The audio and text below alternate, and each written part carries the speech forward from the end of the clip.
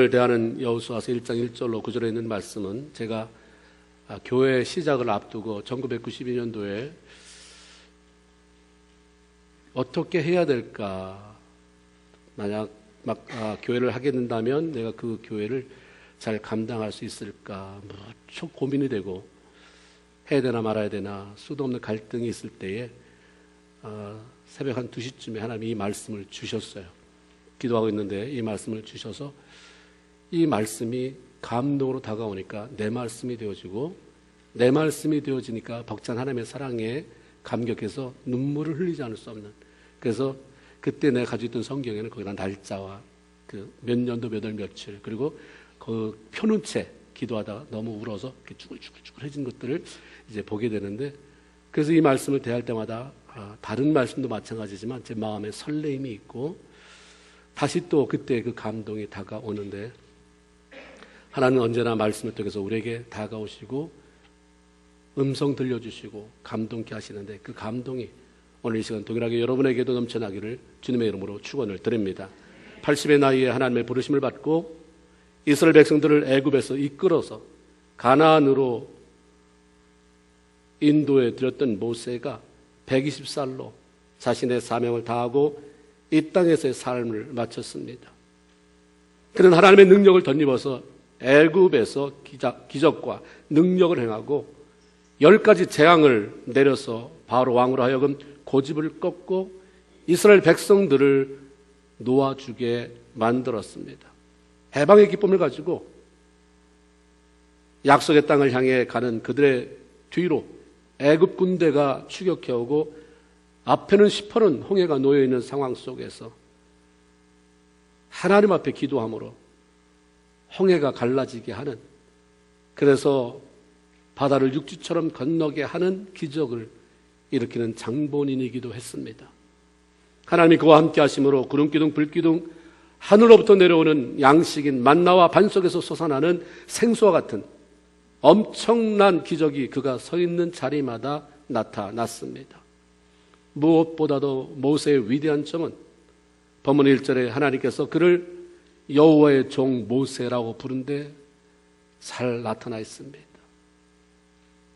이렇게 했던 모세, 이렇게 했던 모세, 이렇게 기적을 일으켰던 모세, 이런 말을 이제 다 빼버리고 여호와의 종 모세. 종이라고 하는 것은 평생 주인에게 매여서 그가 시키는 대로 하면서 살아가는 사람입니다. 모세는 하나님께 매여 오직 그 한 분 하나님만을 섬기고 그 하나님이 시키는 대로 일생을 120살까지 전혀 열정이 사라지지 않고 하나님을 순종하며 섬기며 살았습니다. 하나님께 매여 그분만을 바라보고 사는 것이 갑갑하다고, 이거 벗어나라고 몸부림친 적이 없어요. 80살이 되면 이제는 나는 쉬어야 된다라고 생각하는 나이에 그때부터 시작해서 40년을 갑갑하다. 왜 내가 이 일을 했을까? 그때 왜 거절을 못했을까? 너무 답답하다. 내가 편히 쉬어야 할 나이에, 손주나 보고 아이들과 지내야 할 이 나이에 이게 뭔가 몸부림치지 않고 변함없이 주께 매여 사명을 감당했습니다. 자기의 삶의 주인으로 모신 하나님을 사랑하고 그분께 매여 있는 것이 좋아서 그렇게 고집이 세고 감사할 줄 모르고 불평, 불만과 원망이 가득하고 뭐라고 하면 쉽게 배신하고 돌아서는 이스라엘 백성들을 품에 안고 40년이나 이끌어 광야를 지나오면서도 한 번도 못하겠다고 투정을 부리고 등 돌리지 않았습니다. 한결같은 마음으로 변함없이 하나님을 섬기고 하나님을 높여드렸던 이 사람에 대해서 하나님은 언제나 그를 내 종 모세야, 내 종 모세야 라고 부르셨습니다. 신명기 34장 10절 말씀이 그 후에는 이스라엘의 모세와 같은 선지자가 일어나지 못하였나니 모세는 하나님께 대면하여 아시던 자요. 이렇게 알려주고 있듯이 모세는 이 땅 그 누구와도 비교할 수 없는 영적인 거장이었습니다. 그런데 이런 대단한 인물이 죽고 그러므로 말미암아 누군가 모세의 뒤를 이어서 그 자리에 서야 할 사람이 필요했던 것입니다. 아무리 탐나는 자리라고 해도 감히 자신과 비교할 수 없을 만큼 뛰어난 삶을 살아오면서 위대한 업적을 이룬 그 사람의 뒤를 잇는다는 것은 모두 사양하고 싶은, 꺼려하는 일일 수밖에 없는 것입니다. 그런데 그 후임의 자리가 여호수아라고 하는 인물에게 맡겨졌던 것입니다. 우리가 아는 것처럼 여호수아도 결코 만만치 않은 경력을 가지고 있는 하나님의 사람이었습니다. 그의 이름은 이스라엘 백성들이 아말렉의 공격을 받았을 때 모세의 명령을 따라 그들과 더불어 싸우는 장수로 처음 등장하게 됩니다. 그러나 그는 모세가 40년간 이스라엘 백성들을 이끌어오는 동안에 그의 믿을 만한 부하로, 때로는 모세가 내 부하 여호수아로 소개하고 있거든요. 믿을 만한 부하로, 동역자로, 그를 돕는 사람으로, 옆에서 많은 것을 보고 듣고 경험하면서 하나님의 사람으로 세워져 왔던 사람입니다. 여호수아는 모세가 십계명을 받을 때 시나산 꼭대기까지 같이는 가지 않았지만 거기까지, 근처까지 함께 올라가기도 했고, 가나안 땅을 정탐할 때에도 파송되었던 12명 가운데 한 사람으로 갈렙과 더불어서 하나님께서 하신다면, 하나님께서 약속을 하셨기에 그 땅을 능히 정복할 수 있다고 긍정적인 보고를 했던 사람입니다. 하나님께서 모세에게 죽음에 대한 말씀을 전해오시자 모세가 그것을 받아들이고 그때 한 가지 부탁을 합니다. 하나님이 내가 눈이 쇠하지 않고 기력도 쇠하지 않지만 여기까지라고 하셔서 이제 나는 죽은 준비를 하지만 내 이후에 이 백성을 이끌어갈 목자를 세워주십시오 라고 부탁을 했고, 하나님은 여호수아를 지목하셨습니다. 그래서 민수기 27장 18절에 보면 눈의 아들 여호수아는 그 안에 영이 머무는 자니, 하나님이 그렇게 말씀하셨어요. 눈의 아들 여호수아는 그 안에 영이 머무는 자니 너는 그를 데려다가 그에게 안수해라. 그냥 뭐 다 그 자리에 시켜달라고가 아니라, 아무나가 아니라, 그런 자리에 하려고 하는 사람이 없으니까 아무나 데려다 네가 마음에 들면 해라가 아니라, 여호수아는 그 안에 하나님의 영이 머무는 자리. 여호수아는 모세가 추천을 한 것도 아니고 사람이 투표를 해서 세운 지도자도 아니고 하나님께서 직접 그 이름을 부르셔서 말씀하셔서 세워진 지도자였습니다. 그러므로 여호수아도 얼마든지 나름대로 자부심을 가지고 당당하게 이스라엘 백성들의 지도자로 그 사명을 넉넉히 감당할 수 있는 사람이었습니다. 그러나 모세가 섰던 자리가 너무나도 커서 여호수아는 자기 지도자로 세워졌음에도 불구하고 아무것도 할 수가 없었어요. 무엇을 어떻게 해야 할지 몰랐습니다. 앞이 깜깜한 거죠. 나도 할 수 있지만 전임자가 너무 커서. 이러고 있을 때 하나님이 여호수아를 찾아오셨습니다. 그리고 제일 먼저 하신 말씀이 뭐냐면 내 종 모세가 죽었으니, 모세의 죽음을 알려주신 거죠. 신명기 34장 8절에 보면은 모세가 죽은 후에 이스라엘 백성들이 30일 동안을 모세의 죽음에 대해서 애도하고 애통하고 장사 지냈다라고 하는 기록이 나오는데, 모세가 죽은 사실은 다 아는 거예요. 30일 동안 슬퍼하면 살았는데 여호수아 몰랐겠어요? 근데 하나님, 여호수아 모세 죽었다. 여호수아를 찾아와서 할 말이 얼마나 많겠어요? 차기 지도자로 세워놨으니까. 이렇게 하고 저렇게 하고 저렇게 하고. 근데 첫마디가 모세가 죽었다. 하나님께서 여호수아에게 이 사실을 다시 기억하게 이유는 단지 모세가 죽었다는 사실을 알려주는 것이 아니라 모세의 시대는 갔다. 내 시대가 왔다. 그러니 모세와 비교하지 말고 너는 너대로 너에게 맡겨준 일을 제대로 감당하라고 하시는 말씀인 것입니다. 나는 모세와 비교해서 더 잘하라고 너를 세우는 게 아니라 너는 너대로 할 일이 있어서 내가 세운 것이다. 그러면서 5절에 내 평생에 너를 능히 대적할 자가 없으리니 내가 모세와 함께 있었던 것과 같이 너와 함께 있을 것이다 라고 말씀합니다. 무슨 말씀입니까? 모세와 함께 있었던 것 같이, 다시 말하면 모세의 위대함은, 네가 그렇게 크게 보는 모세의 위대함은 나 하나님이 그와 함께 있었기 때문에 가능한 것이다. 근데 그는 모세는 죽었지만 나는 여전히 건재하다. 여전히 살아있다. 나는 죽는 하나님이 아니다.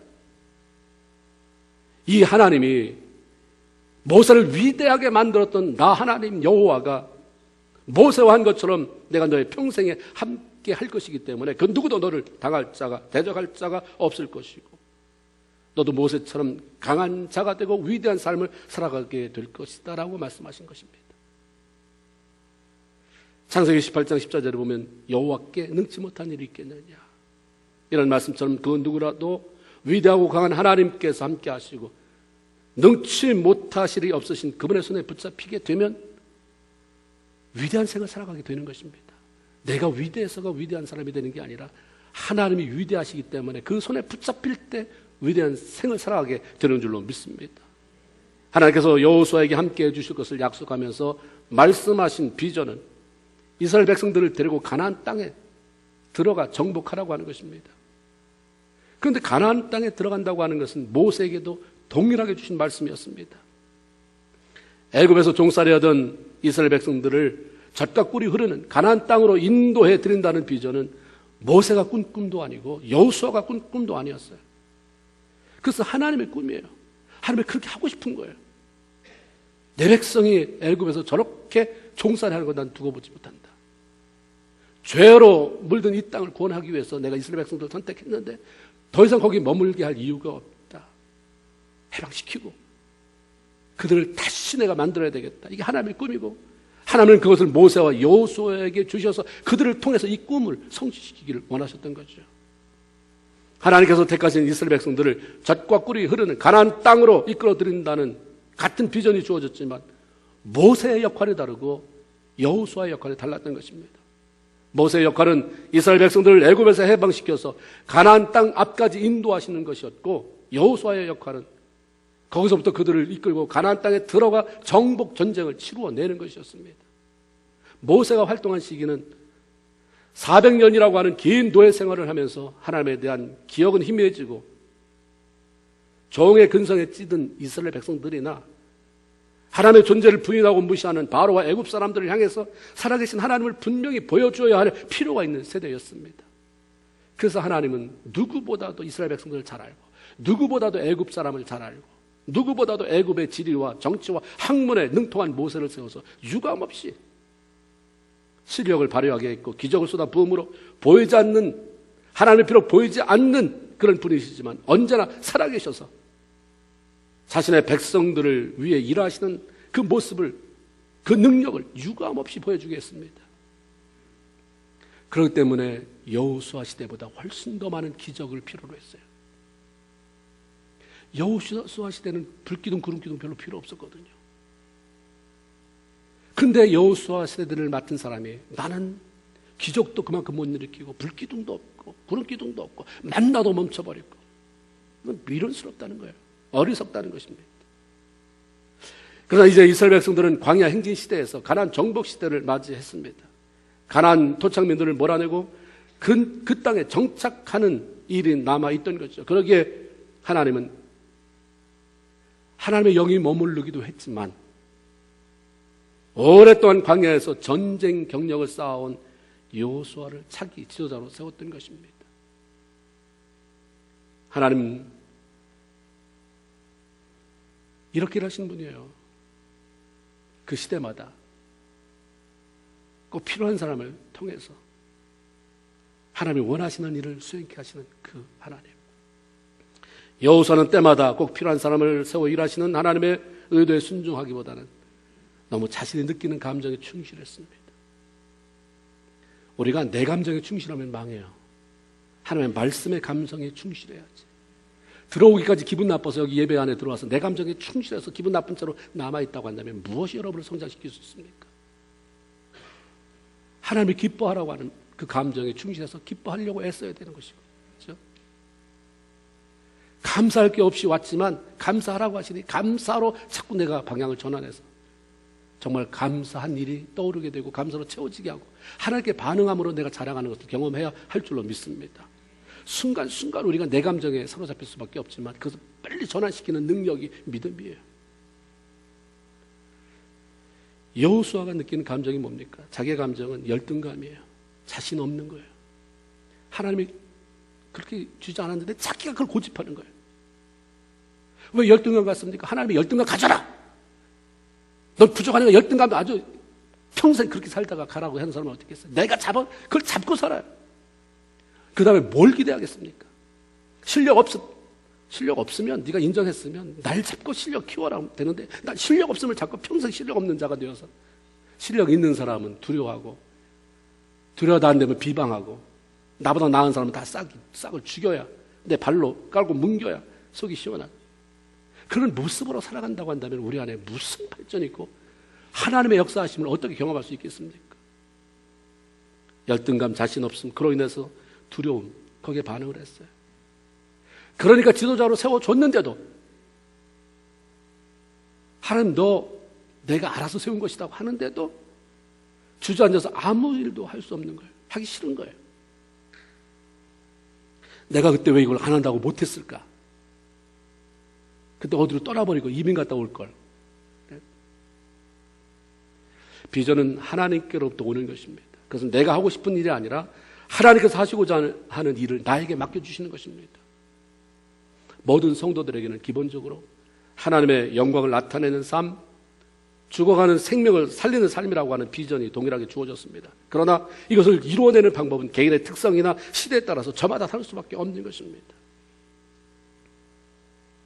그러므로 누구와 비교하며 사는 것은 아무 의미가 없습니다. 우리에게 가장 아름다운 순간은 내가 나 될 때입니다. 남과 비교하며 열등감을 느끼거나 반대로 우월감을 느끼며 산다면 그것은 진정한 나를 잃어버리고 사는 것이고 나의 역량이 그만큼 되지 않는데 남보다 잘 하려고 하거나 남 앞에서 돋보이게 보이려고 꾸미다 보면 그냥 신경질이 나는 거예요. 자기 자신을 파괴시키게 되는 것이고 주변 사람을 너무 힘들게 만들어요. 아는 게 뻔히 아는데 혼자만 저렇게 애를 쓰고 있으니까 보는 것도 힘든 거예요. 하나님은 우리의 역량을 너무도 잘 아시고 부르시며 맡기시는 분이십니다.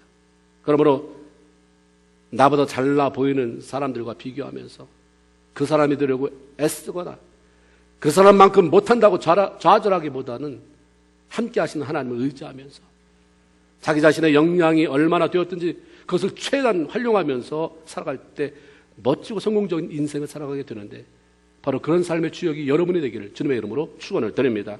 이 절에 보면 여호수아를 찾아와서 내 종 모세가 죽었으니 라고 알려주신 하나님은 곧이어서 이제 너는 이 모든 백성과 더불어 일어나 이 요단을 건너 내가 그들 곧 이스라엘 백성들에게 주는 그 땅으로 가라라고 하는 명령을 내리십니다. 이것은 단지 여호수아를 향한 말씀만이 아니라 하나님으로부터 비전을 받고 살아가는 사람들이 그것을 어떻게 성취해 나갈 수 있는 것인지에 대한 방향 제시에 대한 말씀입니다. 첫 번째가 일어나라 아닙니까?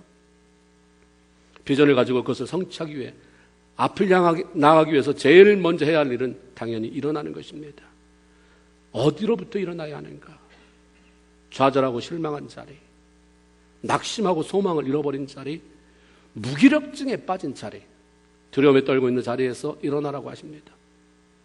일어나려고 하면 우리의 어깨를 짓누르고 있는 이 모든 짐들을 내려놓아야 하고 우리를 잡아당기는 것들을 향해 나는 이제 다시 믿음으로 일어나 앞으로 나아갈 것이다 라고 하는 강력한 믿음의 선포가 있어야 하는 것입니다. 우리가 아파도 힘들어도 억지로 먹는 것은 입맛이 있어서가 아니라 살아야 되기 때문이에요. 그래서 힘이 들고 먹기 싫고 귀찮은데 옆에서 권해서라도 먹다 보니까 힘이 생기고 그래서 다시 정상으로 돌아오게 되는 경우를 우리 많이 경험합니다. 억지로라도 먹으면 힘이 생겨요. 도무지 일어나지 않을 것 같은 상황 속에서도 내가 지고 있는 짐보다 내가 부닥뜨리고 있는 상황보다 더 큰 힘으로 나를 일으켜 세울 수 있는 그 하나님을 향해 기도에 손을 뻗치고 함께 해주시겠다고 하는 그 약속의 하나님을 향해 부르짖는 것입니다. 기도하는 마음이 생기고 기도하려고 엎드렸더니 기도가 술술술술 나오고 하나님의 보좌가 보이고 이렇게 이럴 때만 기도한다면 우리가 일생 살아가는 동안에 그런 날이 도대체 얼마나 될까요? 그러나 기도하면 응답하고 힘주신다니까 기도하고 싶지 않을 때에도 그냥 그 자리에 앉아 있는 것입니다. 그 자리에 앉아서 꾸벅꾸벅 졸더라도 하나님 이거 아니면 살 수 없습니다 하기 때문에 그 자리에 엎어져서 코를 박기도 하는 것이고, 그러다가 결국은 일어나게 되는 것이고 살아나게 되는 것이고 하나님 기뻐하는 자리로 나가게 되는 줄로 믿습니다. 신앙인의 경제적인 추구, 무엇 때문입니까? 좋게 말해서 경제적인 추구지 우리가 알기 쉽게 돈 버는 이유, 사업을 하고 직장을 다니면서 돈을 버는 이유가 무엇인가? 모두가 다 하나님의 영광이라고 말을 해요. 비즈니스를 시작할 때도 내가 이 일을 통해서 하나님의 영광을 돌리겠다고 말하고, 기도할 때도 하나님 이것이 잘 돼서 하나님의 영광, 잘 돼서 영광이라고 하는 말은 결국 그 안에 뭐가 포함된 겁니까? 돈을 많이 벌어서. 그러면 신앙인의 경제 추구는 무엇인가? 맞습니다. 하나님의 영광을 위한 거예요. 그런데 영적으로 일어나지 못한 상태에서 반복적으로 경제적 추구에 쳇바퀴를 돌린다면 거기서 뭘 기대할 수 있을까? 영적으로는 무기력증에 빠져서 기어다니면서 몸만 부지런을 떤다고 해서 어떤 변화가 생기는 것일까? 요한 3서 1장 2절에 보면 사랑하는 자여 내 영혼이 잘된 같이 내가 범사가 잘되고 강건하기를 내가 간구하노라. 이게 신앙인의 삶의 형통의 순서입니다. 굳이 말한다고 한다면 영이 잘 돼야 그 다음이 이어진다는 얘기죠. 어떤 상황에 있든지 내려누르는 모든 짐들을 기도로 주께 맡겨버리고 툭툭 털어버리고요. 그리고 먼저 영적으로 일어나서 하나님께서 주시는 비전을 향해 달려나갈 수 있는 저 여러분 모두가 되기를 주님의 이름으로 축원을 드립니다. 일어난 다음에 해야 할 일은 건너가라고 하는 거예요. 하나님은 여호수아에게 요단을 건너라고 하셨습니다. 이것은 비단 요단 강만을 말하는 게 아니라 하나님이 주신 비전을 성취하는 데 놓인 장애물들을 말하는 거죠. 우리가 아무리 하나님의 영광을 위한다는 선한 의도와 멋진 비전을 가지고 살아간다고 해도 그 앞에는 우리를 좌절시키고 우리를 두렵게 만드는 수많은 장애물들이 놓여 있다는 것입니다. 그런데도 불구하고 하나님은 건너가라고 하세요. 이것은 단순히 명령이 아니라 반드시 건널 수 있게 하시겠다고 하는 하나님의 의지가 그 안에 포함되어 있는 것입니다. 다윗은 시편 23편 4절에서 내가 사망의 음침한 골짜기로 다닐지라도 해를 두려워하지 않을 것은 주께서 나와 함께 하심이라. 주의 지팡이와 막대기가 나를 안위하시나이다 라고 고백하고 있습니다. 아무리 하나님을 신뢰하며 살아간다고 해도 다윗과 같은 내 마음에 합한 자라는 소리를 들으며 사는 사람이라 할지라도 곧 죽을 것 같이 숨 막히는 고통의 순간을 지나가야 하는 경우가 생긴다고 하는 것입니다. 그러니까 내가 어려움을 당한다는 것 이상한 일 아니에요. 그러나 그런 순간에도 두려움 없이 그 상황을 넘어갈 수 있는 것, 지나갈 수 있는 것, 건너갈 수 있는 것은 하나님이 함께 하신다는 확신이 있을 때만 가능하다는 거죠. 신앙인이 겪는 어려움, 장애물, 고통들은 영원히 빠져나올 수 없는 동굴 속에 처박히라고 주어지는 것이 아닙니다. 그 시간 동안 깜깜하지만 깜깜하기 때문에 다른 데 시선 뺏기지 말고 주님을 더 의지하고 더 많이 생각하며 더 많이 그분과 가까이 교제하라고 주어지는 터널을 통과하는 시간일 뿐인 것입니다. 함께 하시겠다고 약속하신 하나님을 의지하고 건너가려고 결단하면 넘어가지게 되고요. 건너가지게 되고 그러고 나면 나도 모르는 사이 하나님이 약속하신 축복의 자리에 한 걸음 더 가까이 서게 되는데 바로 저와 여러분이 어떤 장애가 놓여 있을지라도 하나님 그 든든한 백, 그 뒷배경을 의지해서 건너가는 그리고 마침내 하나님 원하는 자리에 들어서는 저와 여러분이 되길 주님의 이름으로 축원을 드립니다. 하나님은 계속해서 여호수아에게 일어났느냐? 일어나라. 건너갔느냐? 건너가라. 그리고 건넌 후에 그 땅으로 가라라고 말씀하십니다. 이것은 하나님께서 보여주신 그 땅을 차지하라라고 하는 말씀이죠. 차지하라고 하는 말씀을 새삼하는 것은 차지하기까지 포기하지 말아라고 하는 말씀입니다. 우리에게 주어진 꿈 비전은 성취시킬 때 의미가 있는 것입니다. 소유만 하고 있을 땐 아무런 가치가 없어요. 난 이것도 할 것이고 저것도 할 것이고 할 것이고 할 것이고 100가지 1000가지 늘어나도 뭘 했느냐, 뭘 이루어 놨느냐가 중요한 거죠. 비전은 품고 있는 게 아니라 성취시켜 내는 것입니다. 성취시키기 위해서 품는 것이죠.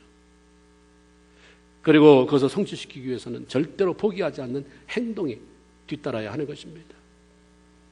미국 캘리포니아 금광 개발 시대에 전 재산을 팔아서 한 광산을 산 남자가 있었습니다. 그게 자기 꿈이에요. 그것 때문에 성공했다는 사람이 많이 있고 그런 얘기를 들었기 때문에 그게 자기 비전이었습니다. 그래서 전 재산을 투자해도 아깝지 않아서 다 팔았어요. 그 광산을 샀습니다. 인부들을 동원해서 수개월 아주 열심히 광산을 파보았지만 아무것도 나오지 않았어요. 왜 나는 안 되지? 그러다가 결국 더 해봐야 난 더 할수록 금전 낭비다. 에너지 낭비다. 그래서 황금 찾는 것을 포기하고 그 광산을 다른 사람에게 헐값에 팔아 넘겼습니다. 광산의 새 주인도 꿈이 있었기 때문에 그것을 산 거죠. 황금을 찾기 위해서 채굴 작업을 시작합니다. 바로 전 주인이 고용했던 광부들이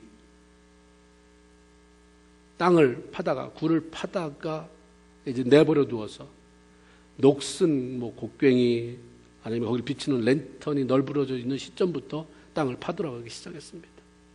그런데 놀랍게도 땅을 파들어간 지 얼마 되지 않아서 인부들이 금을 발견합니다. 그 주인의 말은 나는 단지 15cm를 더 팠을 뿐이다. 그 사람이 파고 그냥 포기한 것을 내가 잡아서 나는 15cm를 더 팠는데 거기서부터 금이 나왔다. 15cm. 그 15cm를 더 못 가서 포기하고 정말 그 놀라운 꿈을 잃어버리고 만 거죠. 너무 잘 포기해요. 너무 잘 바뀌지 않습니까? 우리가 기도하면서도 응답받는 일에 실패하는 이유나 하나님의 약속을 받고도 그것을 누리지 못하는 이유 가운데 하나가 너무 빨리 포기해버리기 때문입니다. 누가 내 심경을 건드리면 안 해! 말어! 하나님이 주신 약속인데도 불구하고 사람 때문에 내 성질 못 이겨서 조바심 내는 그 성격 때문에 그래서 날려버린 게 얼마나 많아요. 그것만 날아가면 괜찮은데 더불어 붙어서 에너지 날아가, 시간 날아가, 쓸데없는 돈 날아가. 그걸 매번 주님 앞에는 기도 많이 하는 것 같아요. 늘 징징거리니까. 난 더 징징거리는 것보다 네가 기도했으면 믿음으로 실천해서 이런 열매를 땄다고 보여주는 것을 좀 보고 싶다. 하나님께서 여호수아에게 내가 가나안 땅을 주기로 약속했으니 그러니까 포기하지 말고 나가서 그 땅을 차지하라고 하신 말씀이 동일하게 저와 여러분에게 주어진 말씀입니다. 포기하고 싶은 것들이 참 많이 있을 때에도 주님의 말씀을 기억하면서 끝까지 나가서 성취시켜내는 내가 어떤 보람을 찾기 위해서도 중요하지만 하나님의 그 마음, 하나님이 원하시는 것을 내가 이루어드리는 그 기쁨 속에 살아갈 수 있는 저와 여러분이 되기를 주님의 이름으로 축원을 드립니다. 그러면 비전을 가진 저와 여러분이 좌절한 자리에서 일어서고 어떤 장애물들이든지 건너가고 포기하지 않고 약속의 땅을 차지하기 위해 필요한 것이 무엇인가? 하나님은 한 가지 말씀하잖아요. 두려움이다. 두려움. 두려움을 처리하는 것이다. 일어나고 싶은데 나는 배운 게 없다. 나는 가진 게 없어. 나는 그 사람도 못해. 나는 이미 많은 문제를 가지고 있는 사람이다. 나는 병든 생각이 두려움을 갖게 만들어요. 그래서 좌절된 자리에서 선뜻 용기 있게 일어나지 못하게 만들어 버립니다.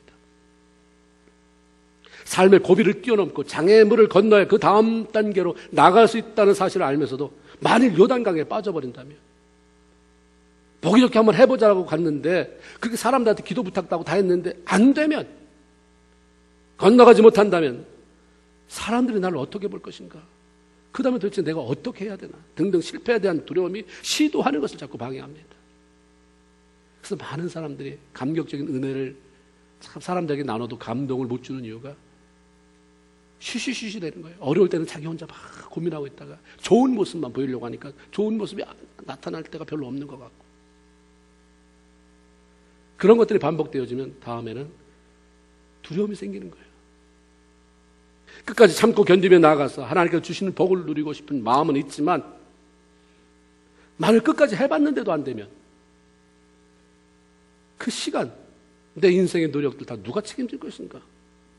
잃어버린 물질, 시간, 에너지 누가 보상해 줄 것인가? 이런 조급함이 두려움을 갖게 만들고 결국은 포기하게 만듭니다. 성도의 삶 가운데 두려움을 극복하는 것은 대단히 중요한 일입니다.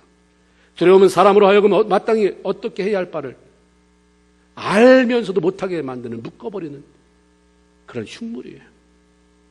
그러게 하나님은 두려워하지 말라고 하십니다. 하나님이 주시는 마음은 두려워하는 마음이 아니다. 두려움을 극복하고 강하고 담대하게 앞으로 나아갈 때 주어진 비전을 성취시켜 나갈 수 있기 때문입니다. 그러면 더 나아가서 하나님이 두려움을 극복하는 것이 참 중요한데 어떻게 두려움을 극복할 것인가요? 어떻게 두려움을 극복하고 강하고 담대하게 나갈 것인가? 하나님이 알려주시는 비결은 딱 하나예요. 하나님의 말씀을 잡아라. 8절에 이 율법책을 내 입에서 떠나지 말게 하며 주야로 그것을 묵상하여 그 가운데 기록한 대로 다 지켜 행하라. 그래야면 내 길이 평탄하게 될 것이라 내가 형통하리라. 아멘입니까? 아멘이에요. 고민은 많이 하는데 말씀을 안 잡아요. 필요할 때 그냥 나는 운전대도 잡고 많이 기도한다고 말해요. 수도 없이 설거지하면서 빨래하면서 내 마음에 너무 소원이 많기 때문에 하나님을 향한 그런 슬픈 간구가 많기 때문에 간절함이 많기 때문에 그래서 대체로 내 생각에서 우러나오는 것들이 많을 수 있어요. 왜? 말씀이 부족하면. 기도는 말씀을 잡고 그 말씀의 약속을 하나님 앞에 요청하는 거거든요. 하나님 이렇게 말씀하시니까 하나님 이거 들어주셔야 되지 않습니까?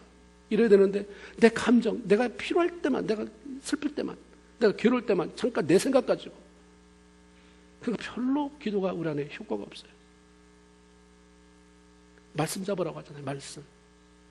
신앙인으로 우리가 가장 강해지는 순간은 이 세상에 그 누구와도 비교할 수 없을 정도로 강하신 하나님의 뒤를 따라가거나 그분에게 붙어 있거나 그분의 손을 잡고 나가는 것입니다. 하나님의 손을 붙잡고 간다. 뭡니까? 하나님은 믿습니다. 뭘 믿는 거예요? 보이지도 않는데. 하나님을 믿는다고 하는 것은 하나님의 말씀을 믿는 거예요.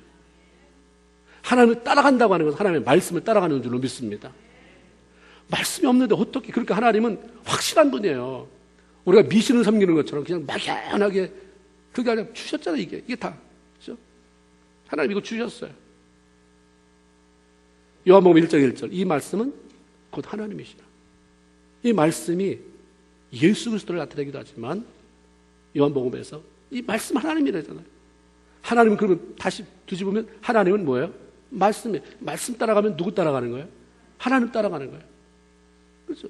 하나님 안 보이는데 어떻게 따라갈 거예요?